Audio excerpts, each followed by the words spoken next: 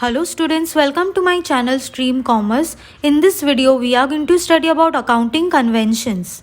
First, let us understand about what are accounting conventions. Accounting conventions are certain guidelines used to help companies determine how to record certain business transactions and that have not yet fully addressed by the accounting standards. Accounting conventions brings about uniformity in the process of recording transaction by multiple organizations. Such uniformity makes it possible to reliably compare the financial results, financial position, and cash flows of different organizations. Accounting conventions typically supports concepts such as relevance, reliability, materiality and comparability, which goes a long way in helping to standardize the financial reporting process. Now let us study about the importance of accounting conventions. First is monetary impact. Accounting considers only items and events with the monetary value. Items such as leadership, efficiency, skills are not considered in accounting as it does not directly reflect the financial impact on business. Second, different entity. Accounting conventions ensures that owners' private transactions should not interfere with business transaction, since businesses and owners are treated as two separate legal entities. Third, realization. Conventions concentrate on the completed transaction. Transfer of ownership or sale of an asset should not be considered at the point of contract but when the entire process completes. Fourth, understanding. There should be clarity of information in financial statements so that investors who read them must understand such data. Fifth, comparison. Many investors compare the financial statement of a company with their peer to analyze performance over a period. Sixth, reliable. Accounting conventions ensures reliable information is segregated and reported in the financial statements. Seventh, neutral. Accounting convention says that the accountant should make financial statements with no stake in a company or a biased information. Next are advantages of accounting conventions. First is credibility. Financial statements prepared according to accounting standards and conventions are much more reliable and accurate. It increases the confidence of investors. Second, planning and decision. It provides enough information regarding the financial data. Third, easy to compare. Accounting conventions ensures that multiple companies report the transaction in the same manner as described, thus making it easy for investors, creditors and analysts to compare the performance of peer groups of companies. Fourth, efficiency. Accounting standards and conventions provide efficiency in the reporting process, making it easier for an accountant. Fifth, management decision. They help management make important decisions that affect business. Sixth, reduce fraud. Accounting conventions make sure that financial statements provide relevant information in a particular manner. Now let us see the disadvantages of accounting conventions. First is uncertainty. Many accounting conventions don't wholly explain concepts or transactions recorded in the financial statements. They are thus making it easy for management to manipulate specific figures through an accountant. Second, lacks consistency in different line items. Assets and incomes are recorded at cost and when transaction completes, while liability and expenses are recorded as soon as it occurs. They operate with worst case scenarios which might not reflect actual information about the company. Third, manipulation.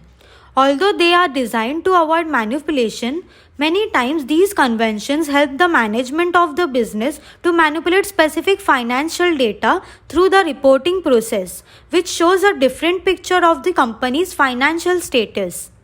Fourth, estimates. Certain accounting estimate might not show a clear picture of the financial data of the company. Now let us study about the accounting conventions. First is consistency principle. The consistency principle states that business should maintain the same accounting methods or principles throughout the accounting periods so that users of the financial statements or information are able to make meaningful conclusion from the data. Consistency principle is useful for measuring the trends in the business, which is spread across many accounting periods. If the business keeps on changing accounting methods, it will create confusion and the financial statements will not be comparable across accounting periods. Let us understand this principle with an example. If a business entity follows the straight line method of depreciation and after some time law changes, every entity must follow the written down value method, which is WDV method of depreciation.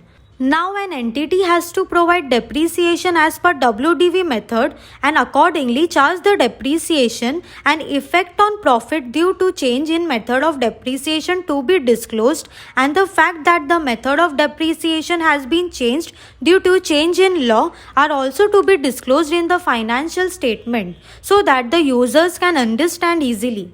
Next principle is disclosure principle. Disclosure principle refers to the concept that suggests that a business should report all the necessary information in the financial statements so that the users who are able to read the financial information are in a better position to make important decisions regarding the company. Full disclosure is especially beneficial for creditors and investors. The disclosure of financial information helps in decision making.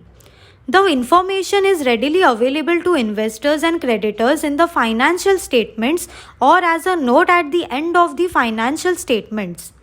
The external users of financial information lacks any kind of information on how a business is run. The full disclosure principle makes it easier to determine how a company is functioning. Let us understand this principle with an example.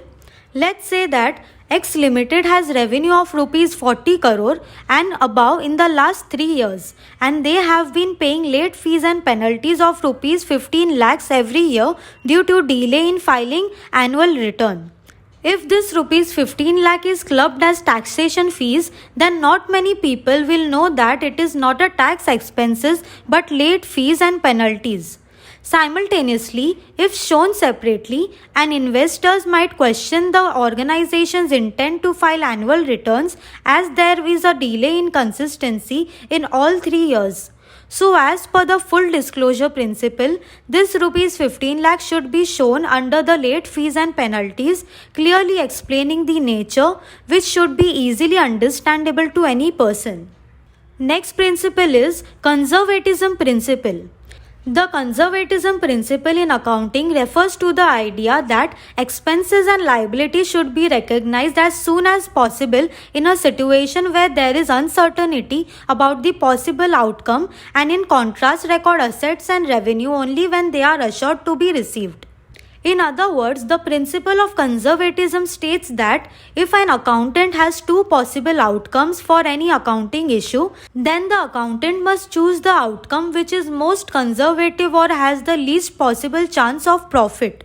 So basically it states that we should not anticipate a profit but should provide all possible losses while preparing the financial statement. Let us understand this with an example.